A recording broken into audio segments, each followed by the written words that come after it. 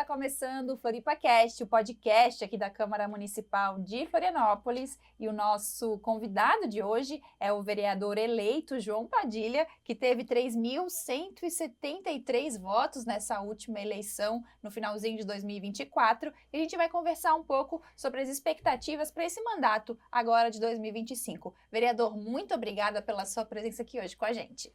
Muito obrigado, Camila, muito obrigado a toda a equipe da TV Câmara. Bom, uma grande satisfação estar aqui com vocês, ainda mais empossado. Estou muito feliz, realmente você falou sobre o número de eleitores, então foi um trabalho sucessivo que eu tive e a gente atingiu essa votação, trabalho de muitas pessoas, essa eleição e essa votação também eu devo a muitas pessoas que acreditaram no nosso projeto. Ah, perfeito. Vereador, acho que a gente vai contar um pouquinho da sua história, a gente quer conhecer quem é o Padilha, o que ele vai trazer para dentro da Câmara Municipal. Vamos começar, né? Você é de São Paulo, Isso. São Paulo capital, e hoje é vereador de Florianópolis. Eu queria que você me contasse um pouquinho dessa história, dessa trajetória. Bom, nasci na Saúde, bairro da Zona Sul de São Paulo. Eu moro aqui desde o ano de 2000. É bastante coisa. Nos ingleses, né? Uhum. Meu pai ainda mora nos ingleses. Eu me casei em 2004 com a Mariana. Desde então, a gente está casado e felizes. Temos 2 filhas e a gente mora no bairro da Trindade, né? Mas, como eu te falei, meu pai mora ainda nos ingleses, né? Minha mãe mora no Córrego Grande. Ah, então a família inteira veio para cá. A família inteira, aham. Então, assim, eu não tenho um local fixo, que tem muito vereador que trabalha bastante o bairro. Cada um tem seu bairro, alguma coisa assim. Então, a nossa votação foi uma votação bem espalhada. Uhum. Mas, voltando à pergunta inicial, eu estou morando aqui desde o ano de 2000, ocasião que eu fiz uma especialização em Direito Ambiental e Processo Civil no Rio Grande do Sul. E como eu já tinha me formado em Direito em São Paulo, eu resolvi não voltar para São Paulo, né? Eu resolvi ficar aqui no meio do caminho. E fui muito bem acolhido pela cidade, né? Muito embora não tenha o sotaque manezinho, né? Mas eu fui muito bem recebido, trabalhei no sindicato dos pescadores, que as pessoas também aprenderam a conviver e ter confiança em mim, muito embora eu seja um estrangeiro, né? O manezinho tem um pouco dessa coisa, né? Tem aquela piada que se passou da ponte é estrangeiro, né? É verdade. Então, fui muito bem recebido aqui e eu me apaixonei, como todas as pessoas de bom gosto se apaixonam pela cidade. Como eu falei, constituí família, né, e eu tive contato com a política só posteriormente, né, porque depois eu te conto por que eu não me aproximei antes da política. 2000, então já faz 24 anos que você está em Floripa, né? Então eu vou te fazer uma pergunta, espero que você não fique constrangido. Vai perguntar a idade. Não, a idade não. Não vamos entrar nesse mérito que eu também não quero falar a minha. Mas vou te fazer uma pergunta, espero que você não fique constrangido, é uma pergunta séria aqui pra gente que nasceu em Florianópolis, né? Eu espero que você responda da melhor forma possível. Avaí ou Figueira? Isso é constrangedor, hein? Pois é, né? Não, tem que escolher um. Eu tenho muitos amigos, né, que são havaianos, e também muitos amigos são figueirenses, né? É difícil ficar em cima do muro, assim. Quando eu vim para Florianópolis, eu fui muito bem recebido pelo pessoal do Figueira, né? Pela torcida e tal, porque tinha afinidade com o time que eu torço, né? De nascimento. E hoje eu tenho mais simpatia pelo Avaí, né? Olha, tu vê que mudança. Que engraçado. Padilha, e estava falando sobre aproximação com a política, né? E você falou que deveria ter se aproximado antes. Você é formado em Direito, né? Fez especialização em Direito Ambiental, Processo Civil. Processo Civil, como você tinha falado. Conta um pouquinho dessa aproximação, dessa história, de uma forma mais linear, assim, pra gente entender. Bom, eu sou filho de militar aposentado, né? Meu pai é coronel da Polícia Militar de São Paulo. Ele, na época que a gente fez o colégio da Polícia Militar, ele recomendou que a gente não fizesse a Academia do Barro Branco para entrar na Polícia Militar, né? E a justificativa dele foi porque até o mais alto cargo, né, que no caso dele é coronel, ele se aposentou como major, não, ele foi tenente-coronel, depois ele foi aposentado e daí vai a coronel. Então até chegar a coronel, muita humilhação se passa, né? Então, e sofrimento porque o militar ele não tem horário para cumprir, né? Não tem horário, não, ele tem todos os horários, né? Ele não tem que bater ponto, mas ele está à disposição do Estado, servir a comunidade. Então ele não queria isso para vocês? Não. Então, eu e meu irmão fizemos especialização, faculdade e tal. Então, ele acreditava que a educação, e que o nível superior, que ele também é formado em Direito, mas o nível superior poderia direcionar a gente para uma carreira de sucesso, né? Que, de fato, a gente obteve. Mas ele não queria que a gente se submetesse a essa situação, né? Ele é servidor público e ele é uma pessoa de sucesso, né? Ele vive a aposentadoria dele lá nos ingleses, está muito bem. Eu e meu irmão, a gente aderiu essa ideia, mais ou menos, e pelo menos a mim, né? Talvez meu irmão também tenha ido por esse caminho. Meu irmão fez odontologia na Unesp e eu fiz Direito.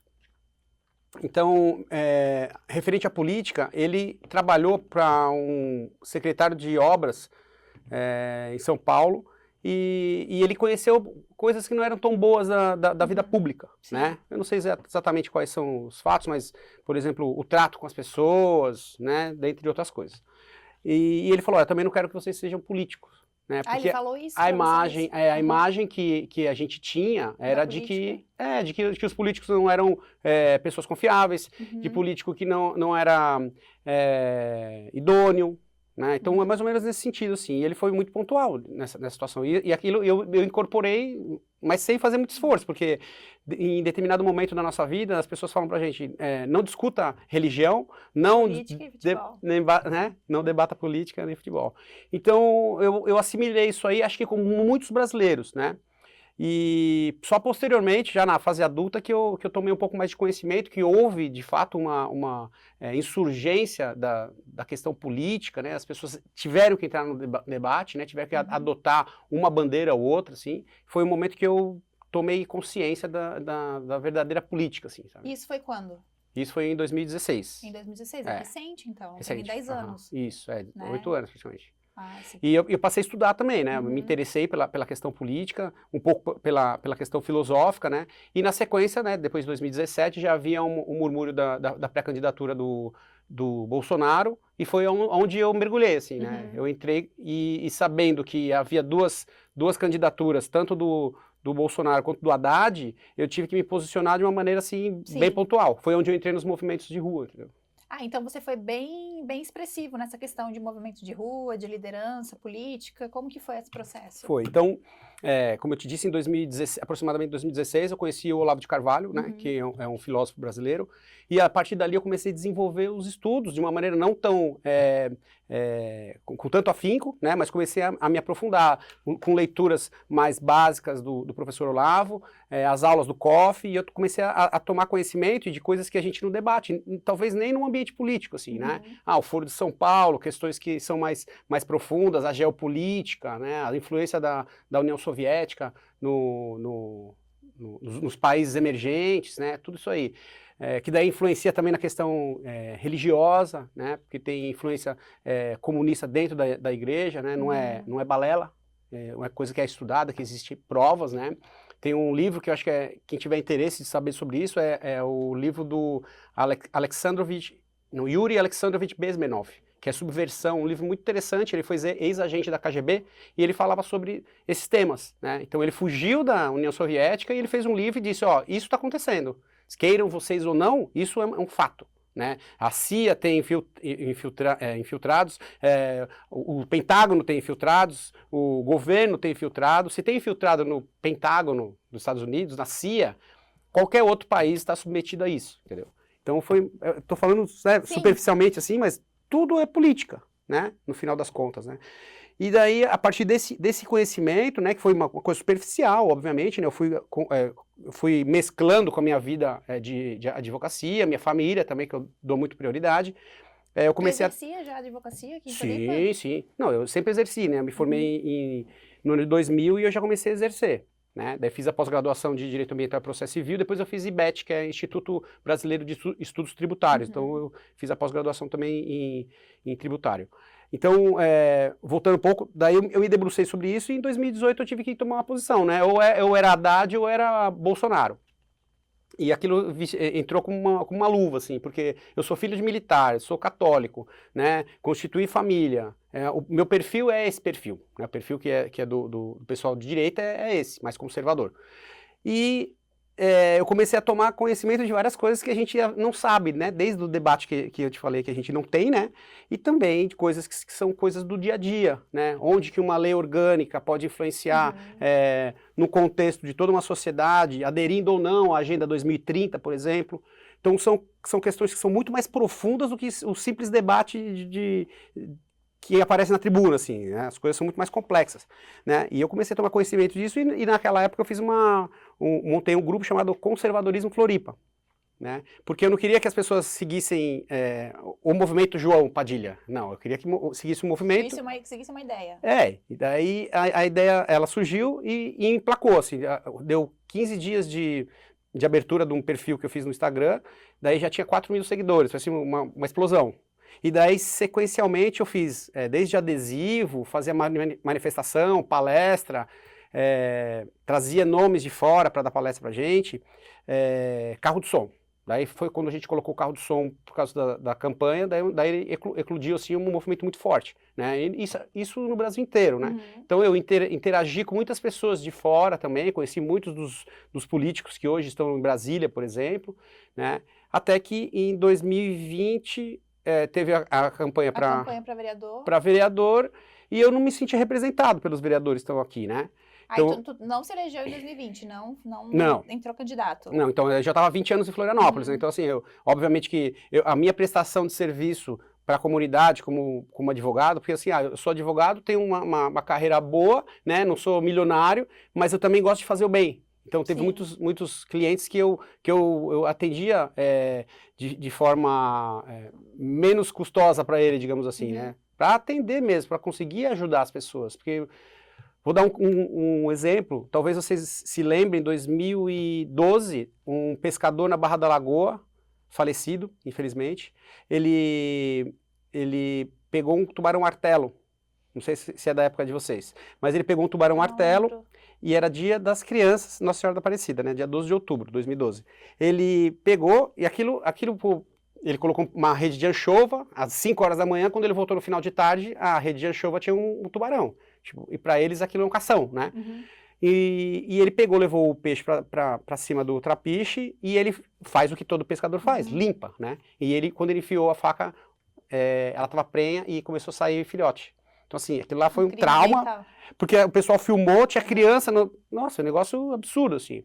Foi a primeira ação criminal ambiental, né, proposta pelo Dr. Rui Arno Richter, do Ministério Público de Santa Catarina. E concomitante à ação penal, ele sofreu uma ação chamada ação civil pública por dano ambiental moral. Assim, é coisa inovadora no Brasil. E eu advoguei nessas duas ações, né?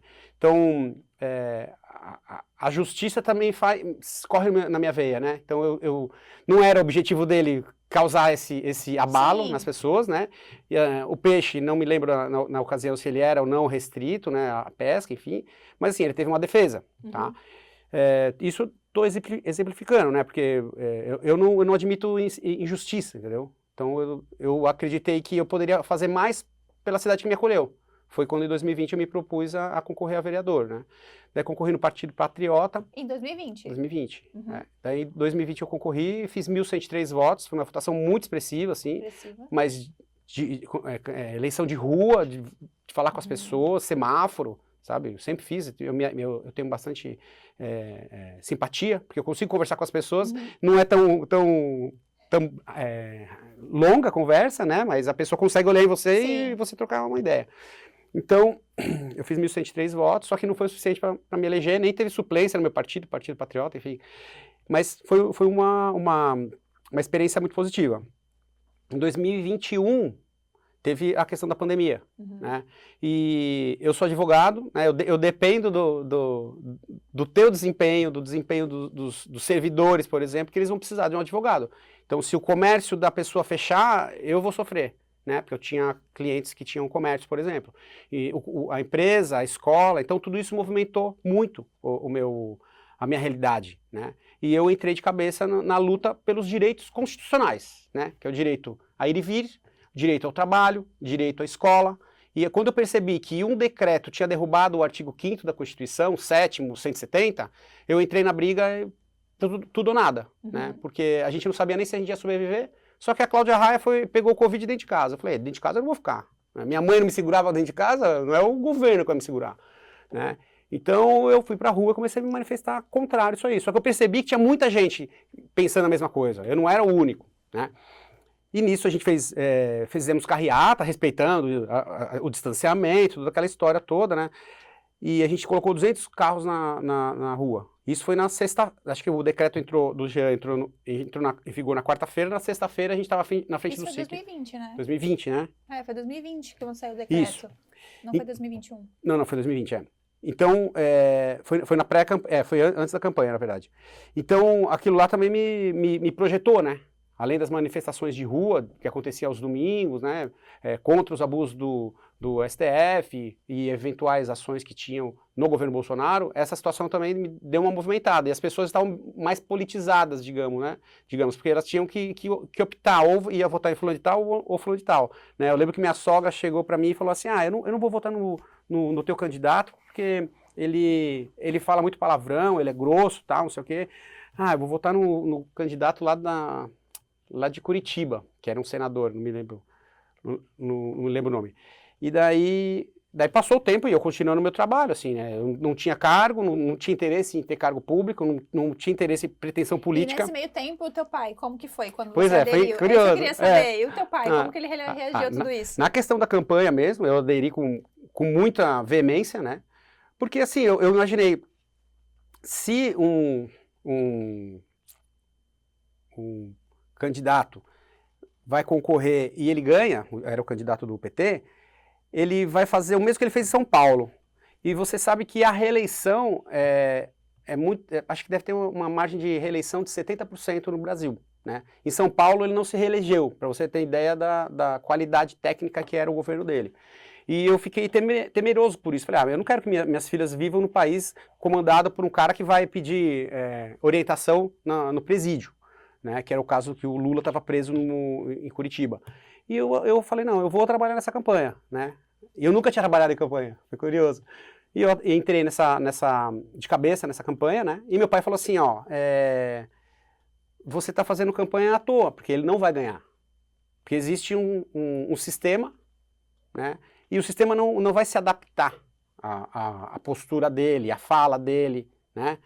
Que é mais ou menos o que aconteceu na época, nas consecutivas tentativas do Lula. O Lula não era aceito, né, pelo sistema financeiro, pela comunidade internacional. O que ele fez? Ele deu uma repaginada, né, e ele foi aceito, tanto que em 2002 ele foi eleito, né. Então, meu pai falou isso aí, e assim, eu respeito muito meu pai é uma pessoa muito inteligente, ele gosta muito de ler, muito instruído. E eu olhei para ele e falei assim, tá, talvez você tenha razão, mas assim, eu só vou saber quando sair abrir a última urna, né? E eu vou continuar fazendo campanha, assim. Ele não gostou, né? Porque, obviamente... Até hoje ele é assim, tem esse distanciamento político? Não, foi engraçado, porque depois ele teve que aderir às minhas campanhas, né? Espontaneamente. Então, o que aconteceu? Eu peguei, porque assim, a campanha política, o primeiro grupo, a primeira pessoa que pena é a tua família. Com certeza. Né? Então, e eu fiz campanha, né? Em 2018 eu fiz uma campanha assim absurda, eu mandei fazer adesivo, eu tive uma cirurgia, eu me lesionei no jiu-jitsu, tive que fazer uma cirurgia no joelho. Daí eu tava de muleta, tem até uma foto. Nossa. E daí eu tava de muleta e tal, e daí eu distribuí adesivo no semáforo, daí uma mulher pegou o adesivo assim, esperou o semáforo abrir, amassou e jogou na minha cara, né? Puf, daí, não tive nem reação, com muleta na mão. Não tinha nem como correr atrás dela. Então, era a reação que as pessoas tinham, né? Porque, obviamente, aquela imagem que era passada pelo Bolsonaro era de repúdio, né? Na maioria das pessoas. Depois as pessoas acabaram se acostumando algumas, né? Se acostumando à forma de agir dele. Mas, no final das contas, meu pai acabou aderindo, né? Me apoiou. Em 2020, ele pegou e me apoiou na campanha, né? Desde então, ele tá sempre dando força. Hoje ele tá dando força. Uhum. Então como é que foi quando apareceu lá, João Padilha eleito? Pois é, né? Foi. Então, na verdade, foi um sucessivo de fatos, né? Em 2020 eu concorri, fiz 1.103 votos. Daí em 2021 que eu fui convidado para trabalhar na Assembleia Legislativa. Daí eu recebi uma proposta de um deputado conservador e não fechou, né, as propostas e tal, daí passou. E depois de uma semana ou duas, eu recebi uma proposta para conversar com o Marquinhos, que é o chefe de gabinete da deputada Ana Campanholo. E daí eu tinha votado nela, né? Então, assim, para mim ia ser uma honra trabalhar por ela, pela causa, assim, né? Porque eu acredito que as coisas podem mudar, podem ter melhoras significativas, né? Isso tudo com grupo, né? E hoje eu tenho grupo, por exemplo, então estou muito feliz por isso. E eu recebi a proposta e aceitei a proposta para trabalhar com a deputada Ana Campanholo. Ela já estava no segundo, né, segundo ano, 2019, 20, terceiro ano de mandato. Terceiro ano de mandato, ela... 2018. 18, 19... Não, 19, 20, 21. Né? Então ela já tinha o mandato dela. Então quando tu entrou lá, eu estava trabalhando lá, então. Tu tava? Em 2021. Na TVA, E eu recebi a proposta, como eu já tinha votado nela. Sai em 2023.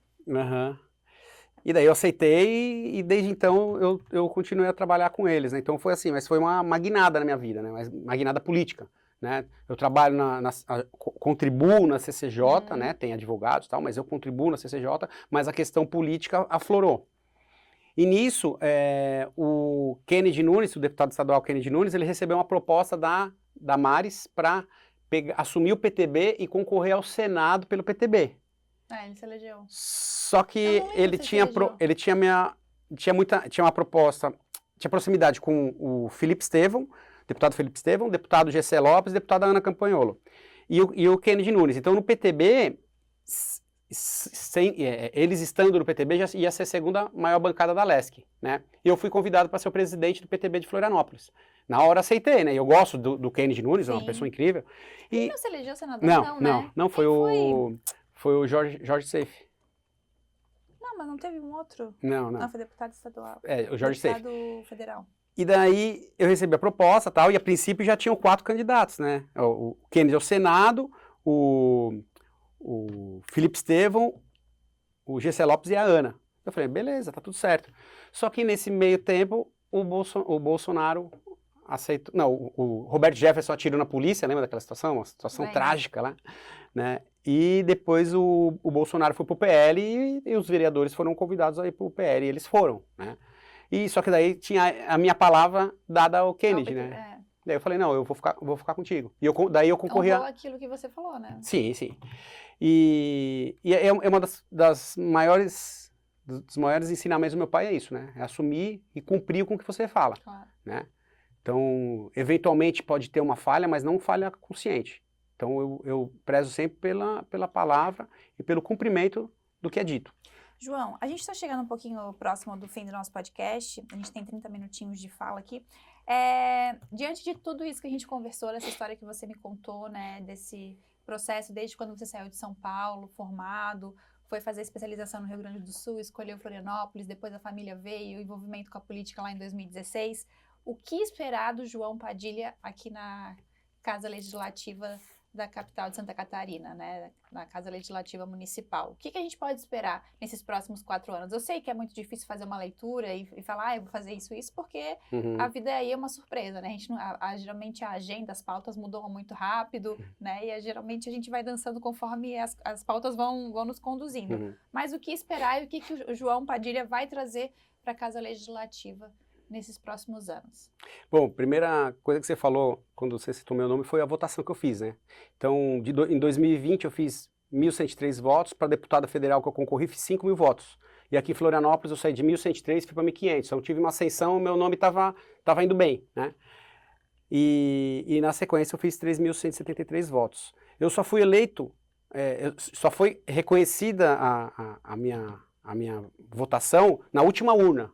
Então eu fiz votação na Praia Brava, que eu tenho amigo eleitor que mora na Praia Brava, vota na Cachoeira, e na Caeira do Ribeirão da Ilha tem eleitor de Norte e Sul. Minha eleição, minha votação é uma votação que é orgânica, ela é diluída, né, por causa dos valores que a gente defende, tá? Eu trabalhei 4 anos com a deputada Ana Campanholo, então isso foi uma experiência também muito grande, além do aprendizado que eu tive por meio da leitura, de cursos, de especialização também nessa área. A defesa dos valores conservadores é a minha pauta principal. E quais são os valores conservadores? Então, a primeira coisa é a família, né? Quando eu falei da minha família, agradeci ela ter acompanhado eu durante toda essa trajetória de campanhas, a gente sabe que a ausência desgasta, mas a gente está mais unido do que nunca, que é manezinha, né? Minhas duas filhas também são manezinhas, então eu tenho o Mané Card, né? O Green Card. Então, a família é o primeiro valor que a gente defende. Então, quando a gente fala defender a família, que é uma coisa meio subjetiva, né, a gente quer o quê? Que a criança volte da escola incólume, né, sem influência de ideologias políticas, por exemplo. O livre-arbítrio das pessoas fazerem o que a Constituição permite, né, que nem eu falei há pouco tempo, sobre ir e vir, direito ao trabalho, direito à educação, por exemplo, né? Suprimiram todos os nossos direitos constitucionais na pandemia. Isso está certo? Não, isso está errado, né? Então são valores que a gente vai defendendo, mas não é uma coisa excepcional. Existe uma frase de Chesterton que assim, a coisa mais extraordinária do mundo é uma mulher comum, um homem comum, uns filhos comuns e uma família comum. Pessoas ordinárias.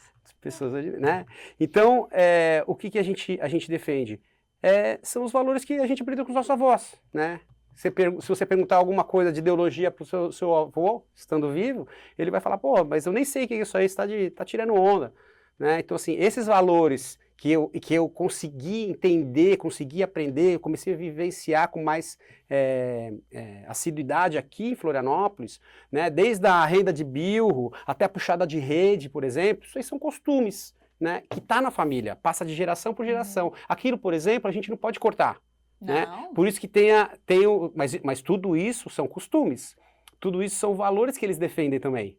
Né? Se você levar uma coisa aí de uma agenda maluca, levar para Barra da Lagoa, o pessoal fala, não, você está tirando onda, né? Então, é mais ou menos nesse sentido. Tem várias outras questões. O que eu tenho para oferecer? É assim, muito comprometimento, seriedade, né? Coragem, que eu tive até hoje, e trazer um discurso bom. Né?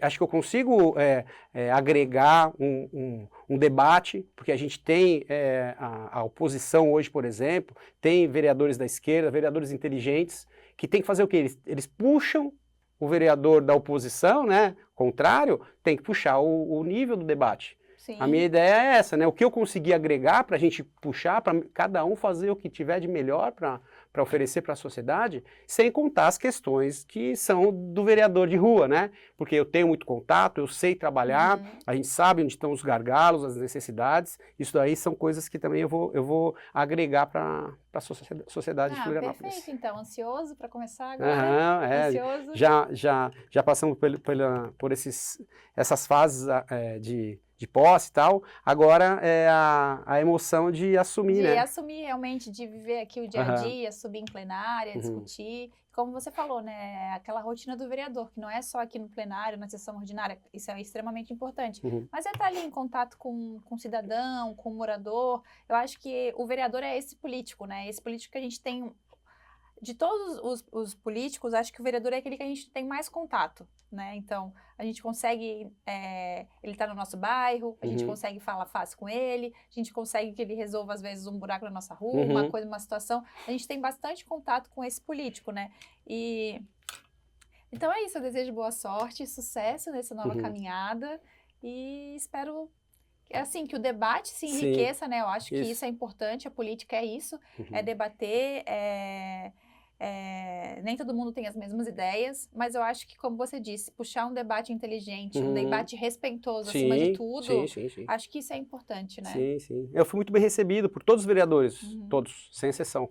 Foi engraçado porque eu estava na Trindade e a vereadora, a deputada federal, né, Carla Aires, me encontrou, eu falei, vota em mim. Daí ela falou, você vota em mim. Daí a gente trocou santinho, foi engraçado. E eu cheguei aqui no plenário, ela veio até mim me cumprimentar. Então, assim, a gente tem a questão de educação, que é muito importante, né? E a gente tem que discutir no campo das ideias. Exatamente, né? Então, eu queria só concluir falando o jargão que é o meu jargão, que é no continente ou na ilha, chamo Padilha. Ah, adorei! O Leonel tinha falado, não sabia. Aham. Não sabia, mas eu adorei, achei muito bom. É isso O aí. Continente da Ilha, quem inventou? Chama o Padilha. A gente foi inventando, né? Alguns É? amigos. Ficou Não muito cai em bom. armadilha, chama o Padilha. Tem Ficou um muito monte. bom. É porque rima bem Aham, fácil, né? aham. Ficou E é o muito nome bom. que eu adoto, né? Hoje a gente tem 2 vereadores, João, né? O presidente, que é o João Cobalcini, que me recebeu muito bem aqui na casa. O João da Bega, que também foi vereador. E eu, como João. Então eu falei, eu tenho que adotar um nome que já seja mais objetivo. Então eu adotei o nome Padilha. E Ficou agora ótimo. tá bom? João, muito obrigada. João não, Padilha. É. Muito obrigada pela sua presença aqui hoje com a gente. Acho que deu pra gente ter um gostinho de como que vai ser esses próximos 4 anos. O nosso podcast com os vereadores, né, eleitos nessa nova legislatura que está começando, é justamente isso. Para o pessoal conhecer um pouquinho, ter uma ideia de quem é aquele vereador e também para acompanhar mais, né, de perto. Que eu acho também, assim como vocês são fiscalizadores, o povo também tem que fiscalizar, né? O que está acontecendo aqui dentro, quem são os vereadores, porque muitas vezes as pessoas votam lá até esquecem quem votou, né? Então acho que isso é importante também e é um trabalho aqui da TV Câmara e do FloripaCast. Parabéns pelo trabalho de todos vocês. Um beijo, FloripaCast fica por aqui e até mais. Tchau, tchau.